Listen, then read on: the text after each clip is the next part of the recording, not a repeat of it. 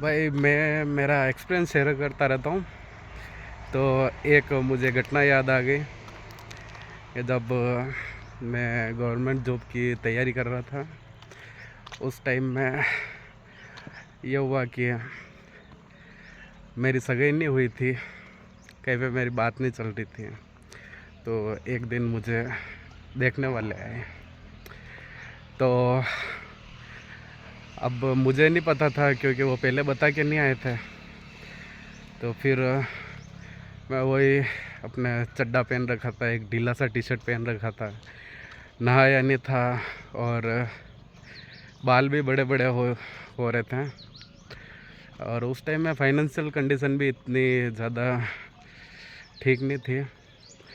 तो ठीक है, अब वो आ गए और उन्होंने ऐसी हालत में देखा। अब मेहमान घर पे आए तो फिर मैंने चाय बनाई। और उस टाइम में गैस का सिलेंडर था नहीं, तो मैंने चूल्हे पे चाय बनाई है और फिर जो मेहमान आए थे उनको पिलाई। अब इतना सारा कुछ उन्होंने नोटिस किया, मुझे देखा, मेरे घर को देखा और जो भी परिस्थिति थी उन्होंने देखा, तो उनका मन नहीं हुआ। और फिर जाते जाते उन्होंने इतना सा कहा कि बेटा मेहनत करो। और फिर वह चले गए। और लगभग 6 महीने बाद मेरा सिलेक्शन हो गया। मुझे गवर्नमेंट जॉब मिल गई टीचर की। और जैसे ही सूचना उन तक पहुंची तो वो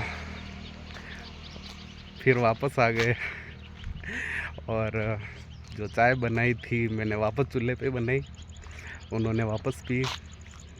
और इस बार पूरी चाय पी थी। पिछली बार तो क्या है, थोड़ा सा मुंह लगाया, एक दो चुस्की ली और फिर रख दी। लेकिन इस बार पूरी चाय पी। बहुत तमीज़ से पेश आ रहे थे मेरे सामने, कहीं मुझे बुरा नहीं लग जाए।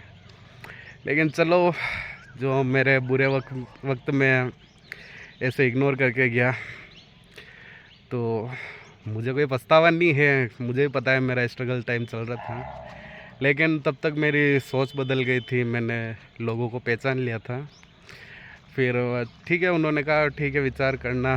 फिर मैंने कहा ठीक है, वह देखेंगे। और मैंने कोई रिस्पॉन्स नहीं दिया। तो दोस्तों, सफल होने के बाद ऐसे बहुत सारे मोमेंट आते हैं। जब आप संघर्ष कर रहे होते हो तब ये मतलब आपकी कोई वैल्यू नहीं होती है। लोगों को लगता है कि क्या ही कर लेगा। और जब सफल हो जाते हो तब उनके चेहरे बदल जाते हैं, उनके हाव भाव बदल जाते हैं। इसलिए लगे रहो। जब सक्सेस हो जाओगे तो वही लोग जो तुम्हें आज इतना कम आंक रहे हैं, वो तुम्हारी बहुत ज़्यादा रिस्पेक्ट करेंगे। लेकिन उस टाइम तुम उनको भाव मत देना। चलो ठीक है, आज के लिए इतना ही।